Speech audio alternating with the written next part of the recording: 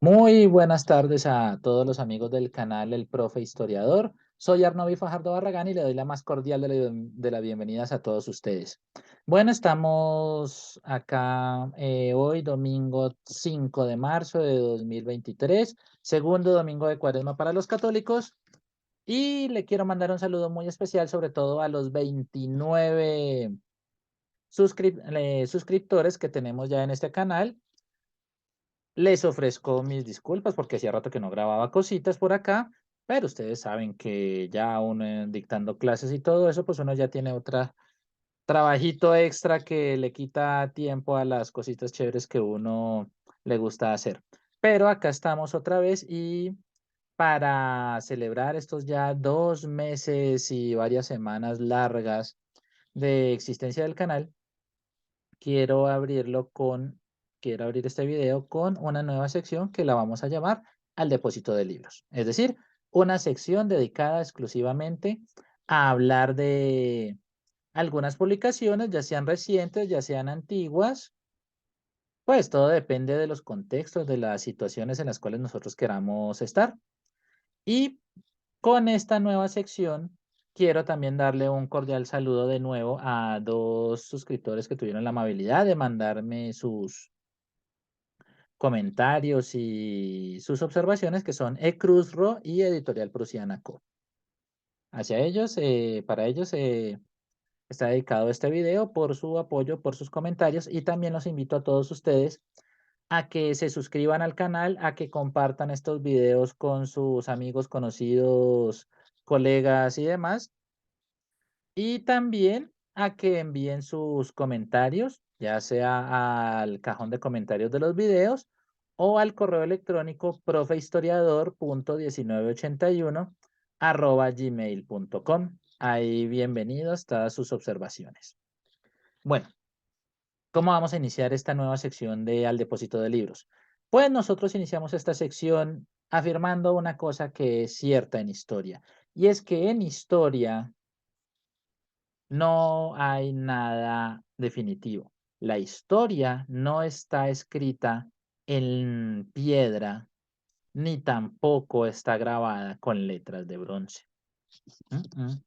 La historia está escrita en papel, con tinta, por personas que tienen ciertos intereses, que tienen preguntas a su alrededor, y los libros de historia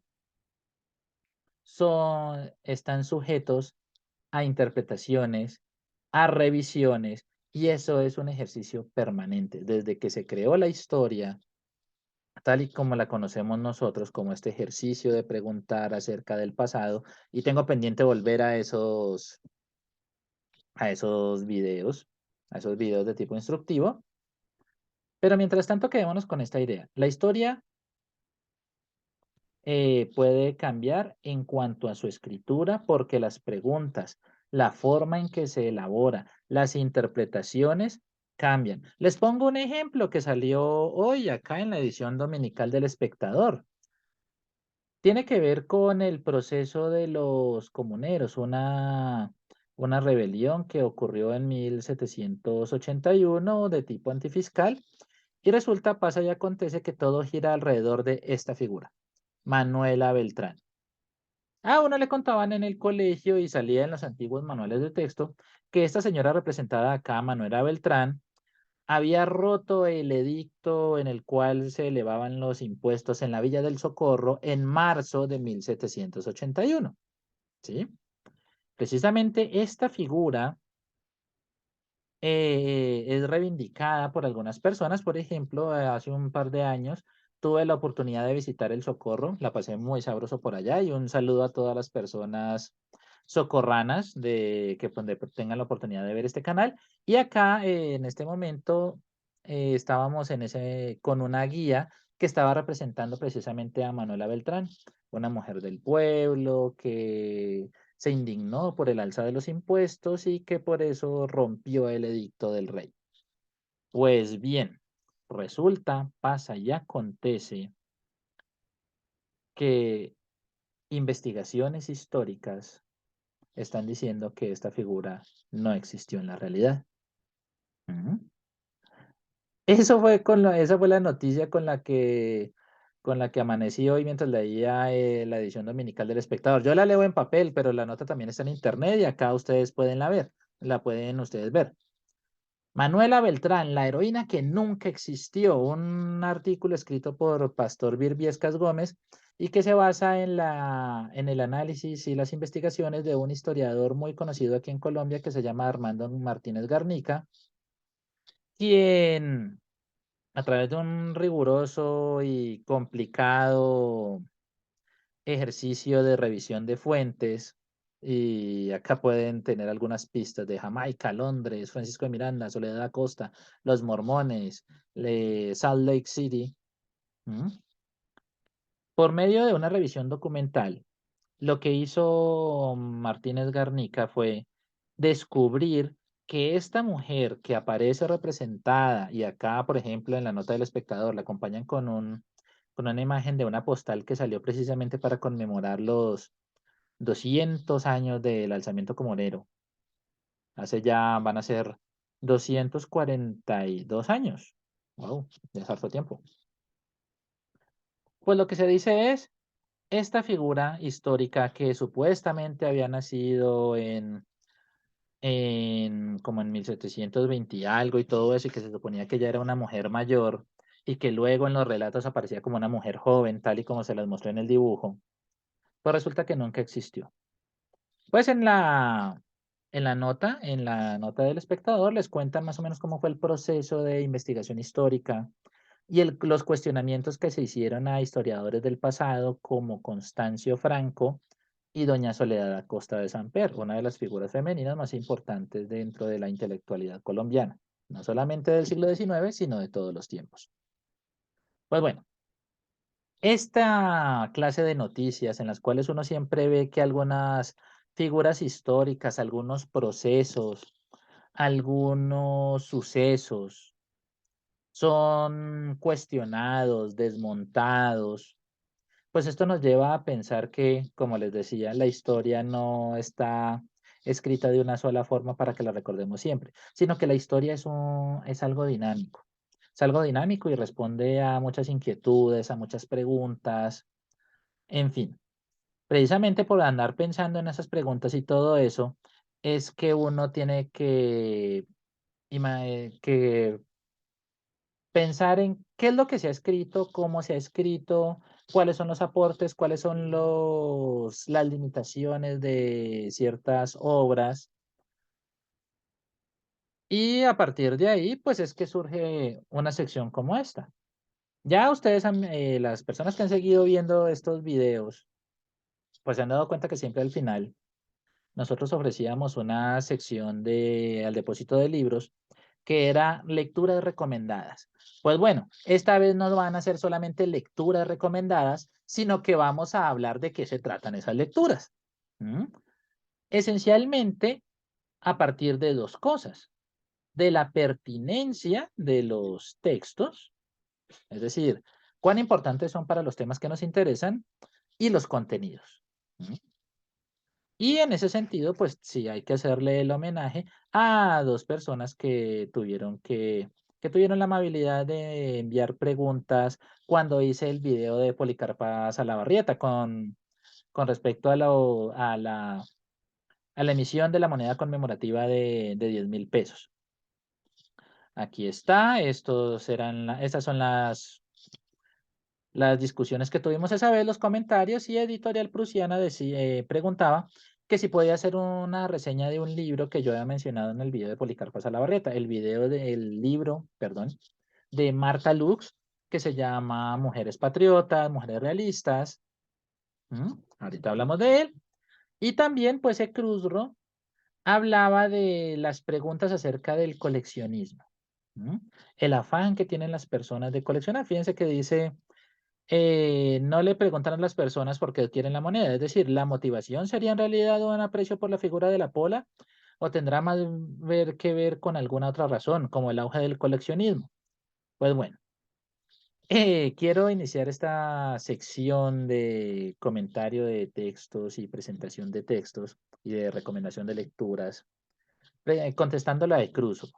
Pues bueno, mi buen amigo de Cruzro Ya que a usted le llama la atención estos asuntos del coleccionismo y se pregunta a partir de ahí, pues, que si existen motivaciones particulares con respecto a la moneda de la pola, pues de ahí quiero compartirle esta colección que hizo Credencial Historia. Y acá está la, el enlace a la página oficial de Credencial Historia, aunque también esta revista se puede consultar en la página web de la Biblioteca Luis Ángel Arango. Pues acá ustedes pueden ver los números que Credencial Historia le dedicó al asunto del coleccionismo. Coleccionistas de decimonónicos, y no solamente estamos hablando de coleccionistas de libros, sino también coleccionistas de reliquias, de antigüedades, que pasan por materiales que nosotros llamaríamos hoy etnográficos o arqueológicos, ¿sí? Asun- eh, Materiales de las comunidades indígenas y demás, sino también pues colecciones de libros, de caricaturas, pero también tenemos los escaparates, una nota interesante es la del Tesoro Quimbaya, ¿m? El Museo del Vidrio, por ejemplo, o acá hablamos de pasado prehispánico, lo que se llamaban las antigüedades. Hablamos de los coleccionistas de libros, los coleccionistas de orquídeas, ¿m? Tenemos arte, pintura, y no solamente hablamos de colecciones públicas como los museos, sino también de colecciones privadas. ¿Cuántas personas con la moneda conmemorativa de Policarpo Salabarrieta no le agregan algo más a la colección de moneditas que tengan por ahí? Las monedas antiguas que utilizaban, por ejemplo, las monedas, la de 5 grande, que tiene la imagen de la pola, o las de 20 pesos gigantes, o las más antiguas, de hace unos 40, 50 años. Hay gente que guarda eso, que a veces lo tienen ahí como para mostrarle a las visitas, pero quizás no lo tienen de manera muy, muy sistemática, pero les gusta coleccionar cosas. Imagínense los que hacen las colecciones actualmente de cosas de cultura popular, muñecos, revistas, cómics, libros especializados. ¿M? Hay un mercado grande del coleccionismo que uno ni se lo imagina, pero que es impresionante. Entonces, primera forma de aproximarse al fenómeno del coleccionismo en Colombia, para mi amigo de Cruzro, yo se lo recomiendo por esta vía, por leer los artículos que están en esta serie de Credencial Historia y ahí están para que los vea. Son lecturas agradables, escritas para un público amplio por autores profesionales, historiadores profesionales y también otros investigadores. Y estoy seguro de que ahí va a encontrar muchas cosas interesantes para, para sus intereses. Bueno, es el primero a quien quiero saludar. Y ahora voy a saludar también a Editorial Prusiana Co., que me preguntaba si podía hacer una reseña acerca de este libro, el libro de Marta Lux, que se llama Mujeres Patriotas y Realistas entre dos órdenes. Es un libro que yo también había mencionado con respecto al video sobre por qué el Licar pasa la barrieta, porque estaba pensado esencialmente para, quieren conocer un poco el papel de Policarpo Salabarrieta y en qué consistió y toda la cosa, como enmarcarlo dentro de un contexto en particular, les hablaba de este libro. Pues bueno, lo interesante de este libro son dos cosas. En primer lugar, el periodo, que es un periodo que a mí personalmente me interesa mucho, que es el periodo de disolución de crisis del antiguo régimen y el momento de la independencia y la construcción de la república. Ese es uno de los primeros elementos que me llama la atención en cuanto a la pertinencia del libro de Marta Luz. El segundo elemento que me llama muchísimo la atención es el de la participación social y política de las mujeres en ese contexto. ¿M? En ese contexto de crisis, de cambios, pues uno estaba muy tentado simplemente a pensar en las heroínas, como Policarpa, como Antonia Santos, como Mercedes Abrego. Hay una señora en Valledupar que se llamaba María Concepción Loperena, si la memoria no me falla. Y el problema con la creación de las heroínas es que uno considera que son simplemente mujeres excepcionales, que se salían mucho del molde, pero esa creación de la heroína la pone en un pedestal, pero hasta cierto punto en ese pedestal queda muy solitaria. ¿Qué pasó con las demás mujeres? ¿Acaso eran muy sumisas? ¿Acaso eran muy invisibles o qué? Entonces, un libro como el de Marta Lux nos muestra que la actuación de mujeres como estas que les acabo de mencionar y muchas otras que aparecen en el libro, pues no es que sean así como algo súper extraordinario, ¿m? Como para dejarlas solas en ese pedestal de heroínas y ya, y recordarlas solamente a ellas y olvidarnos de las demás, sino que esa actuación se da en un contexto muy particular y que tenemos que comprender mejor. Comprender las posibilidades que tenían las mujeres antes del momento de la independencia, durante la independencia y posterior a la independencia. Eso es lo que llama la atención del libro de Marta Lutz. Habla del orden social monárquico previo en el cual las mujeres tienen cierto papel, tienen cierta posibilidad de participación, ya sean como viudas dentro de las comunidades religiosas o como mujeres, ya sean de la élite o del pueblo, tienen ciertas actividades, cierta participación. Esas actividades y esa participación eh, aumentan con el momento de la independencia. Su participación en los tumultos, en las manifestaciones, en espacios de sociabilidad. Eso es lo interesante de este libro. Por ejemplo, si uno analiza los 5 capítulos que tiene, el, en el capítulo 2 hablan de las mujeres en el espacio público, pero el espacio público que se define acá es un espacio público muy amplio, porque les habla de espacios de circulación de ideas, la creación de redes, de contactos y todo eso. Y Marta Luz les pone desde algo tan de élite como las tertulias literarias o las tertulias en general, hasta escenarios de participación más popular y más cotidiano como las chicherías, y también la participación de las mujeres en las guerrillas, ya sean guerrillas realistas, guerrillas patriotas, porque eso es lo que también me llama mucho la atención del libro de Marta Luz. Este es un libro, este librito, con sus 5 capítulos, sus conclusiones y sus anexos, no se queda solamente con las mujeres patriotas. No, no todas las mujeres estaban a favor de la independencia, así como no todos los hombres ni todos los sectores sociales estaban a favor de la independencia o no, sino que la independencia es una fragmentación social y así como hubo personas que apoyaron con entusiasmo o por conveniencia la causa de la independencia, también hubo otros por convicción o por conveniencia que consideraron que lo mejor era la causa del rey. Y ahí es donde participa, donde me parece muy importante el libro de Marta Lux, porque habla de esas otras mujeres que vivieron en ese contexto. Y es más, un tema sensible que se trabaja acá en este libro es el de, por ejemplo, mujeres que fueron violadas por soldados de los ejércitos libertadores, que uno pensaría dentro de estos discursos de la mística y del patrioterismo, que el ejército patriota era muy virtuoso y que solamente luchaba por nobles ideales, pues no.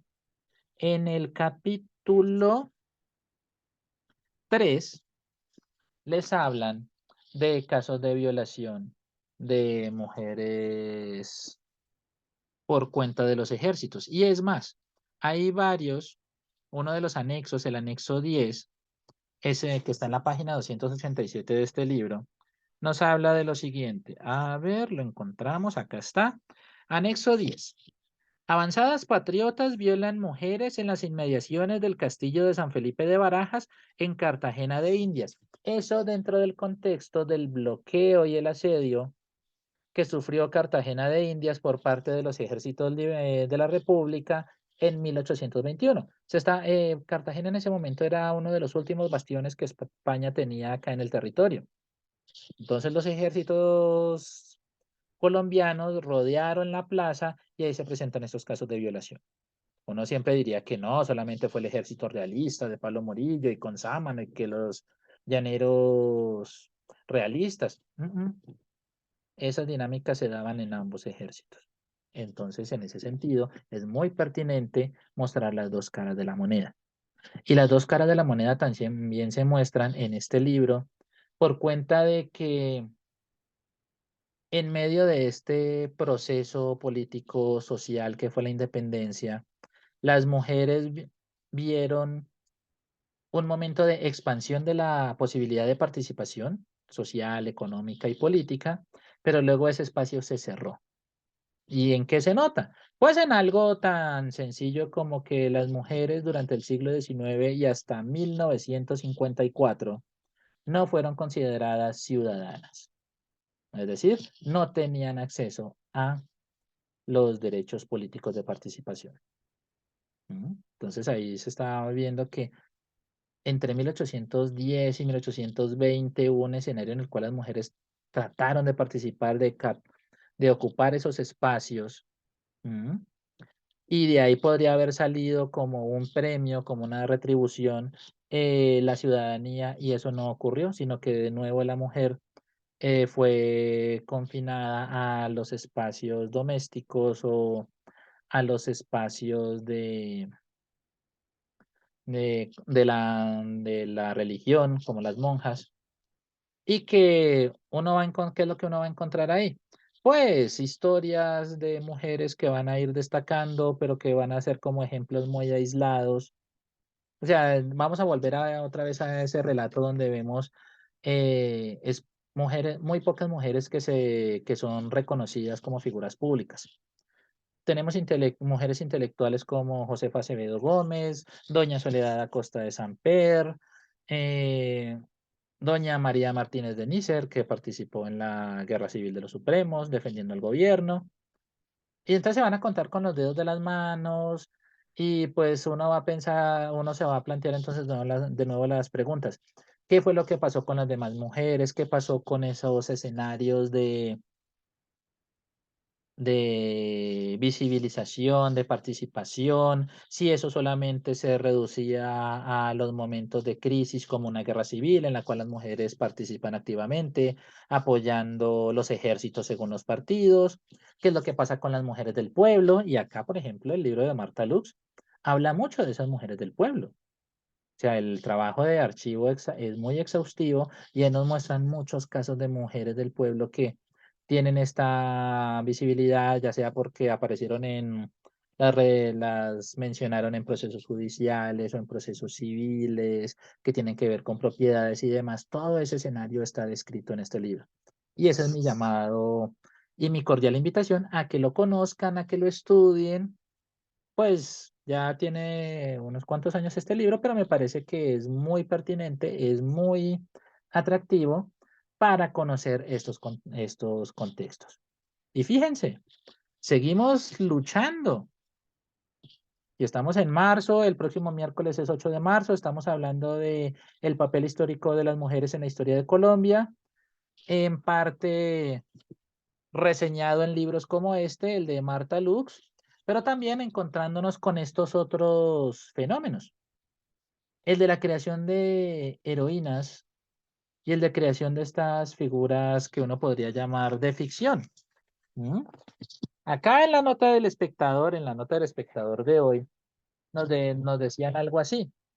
No solamente hablaban del papel y de la investigación del profesor Martínez Garnica, sino que nos hace una reflexión, una de las columnas al lado, nos dice lo siguiente, que es la naturalidad de construir personajes en torno a la heroicidad. Voy a leerlo y con esta reflexión vamos a ir cerrando el video de hoy. Dice, la aparición y desaparición de héroes o personajes históricos, las motivaciones personales, políticas y sociales para crear o fortalecer figuras, la necesidad de completar vacíos en los relatos y hasta de consolidar narrativas para que un hecho sea aceptado. Todo esto, según la mirada de varios historiadores, Puede explicar que durante décadas en los libros de historia se contara la misma historia sobre Manuela Beltrán. Incluso puede explicar el origen del que, según la revelación de Armando Martínez Garnica, es un mito de la historia de Colombia. ¿Mm? Y pues ese solamente es el párrafo inicial de la columna. Como les digo, en el cajón de, de descripción de este video les voy a dejar el artículo en línea del espectador para que lo lean con calma.